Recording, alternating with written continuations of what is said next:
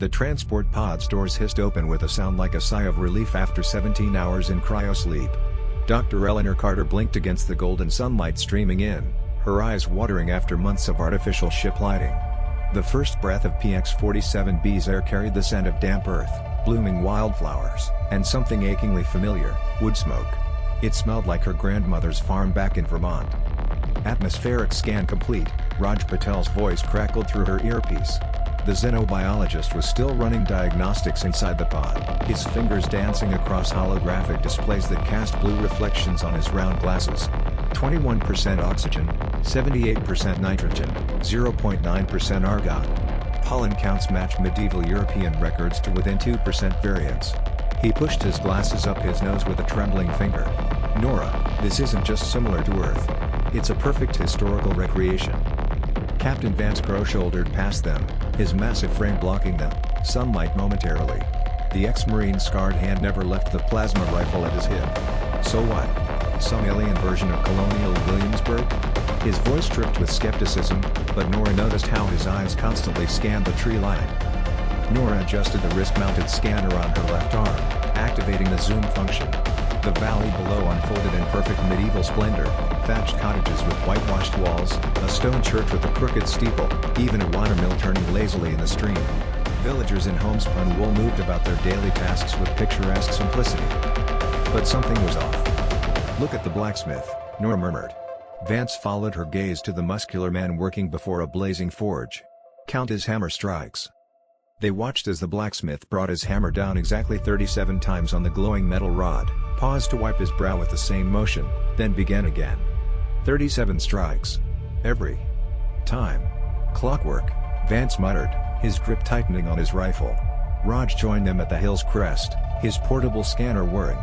"I'm picking up nanoscale circuitry in the soil composition. And the wheat." His voice caught. "The wheat has silicon strands woven through its DNA structure. This isn't evolution. This is engineering." Nora's scanner suddenly flashed red. She zoomed in on the ancient oak tree shading the village square. Nestled among its leaves were dozens of metallic spheres no larger than apples, their smooth surfaces broken only by a single red optical sensor.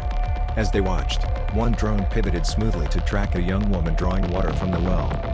"Observation drones," Nora breathed. "We're not the first visitors here." The water carrier, Marta, according to Nora's quick facial recognition scan, moved with the same mechanical precision as the others. Every step measured, every motion efficient. She filled her bucket at precisely the same spot each time, never spilling a drop. Vance shifted uncomfortably. "So we've found some alien anthropologist's pet project. Big deal. Let's get our samples in." The village froze. Every villager stopped mid-motion. The blacksmith's hammer hung suspended above the anvil.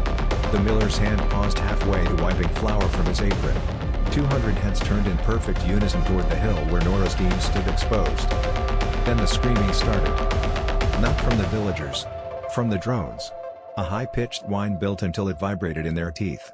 The oak tree's leaves shivered, revealing hundreds more drones waking from dormancy. Marta dropped her wooden bucket. Her mouth opened in a silent scream that stretched her face impossibly wide, skin tearing at the corners to reveal gleaming metal teeth and a pulsating, tube-like tongue. Her hands came up to her face and began peeling back the flesh like a mask, revealing polished chrome.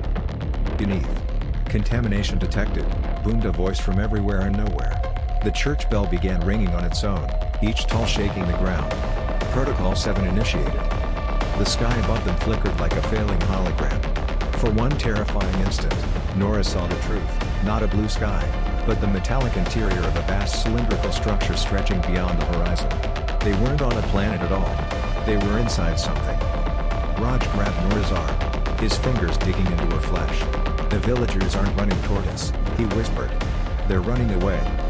As the first buildings began folding into the ground with mechanical precision, revealing dark pits beneath, Nora understood. They hadn't discovered some alien experiment. They'd trespassed in its final stages.